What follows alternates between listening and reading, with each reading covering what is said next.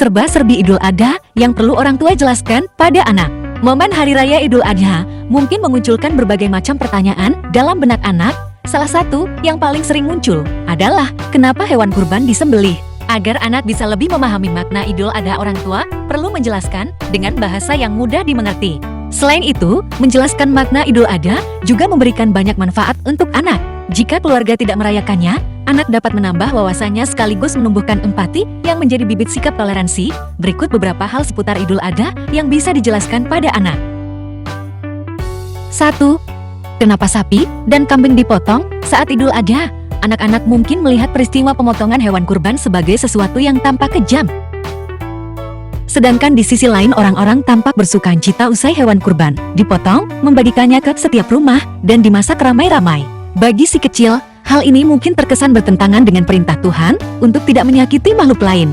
Agar anak tak salah paham, sampaikan padanya bahwa, menurut Islam, tindakan pengorbanan ini tidak berarti bahwa Tuhan menginginkan orang atau binatang untuk disakiti. Pengorbanan menunjukkan bahwa seseorang bersedia melepaskan hartanya yang paling berharga sekalipun untuk Allah yang Maha Kuasa. Makna yang lebih dalam adalah pengorbanan keterikatan terhadap keinginan materi, harta benda, dan hal-hal lain untuk pengabdian yang lebih besar kepada Tuhan. 2. Kenapa Tuhan memerintahkan manusia untuk berkurban? Setelah mendengar penjelasan itu, mungkin anak akan bertanya, kenapa Tuhan memerintahkan manusia untuk berkurban?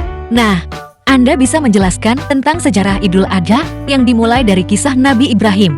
Kisah tersebut yang akhirnya menjadi asal dari peringatan Idul Adha yang disebut juga Hari Raya Kurban. Pada hari raya ini, seekor binatang biasanya domba, kambing, sapi, kerbau, atau unta dikorbankan dengan cara yang sama seperti Ibrahim mengorbankan anaknya, yaitu Nabi Ismail atas perintah Tuhan.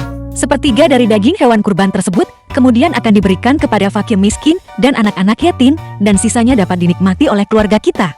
3. Kenapa perayaan Idul Adha berubah-ubah setiap tahun? Idul Adha dirayakan setiap tahun di bulan Zulhijjah, bulan terakhir dari kalender Hijriyah. Anda dapat menjelaskan pada anak bahwa ada banyak sekali sistem penanggalan di dunia, misalnya penanggalan Masehi, penanggalan Cina, dan sebagainya.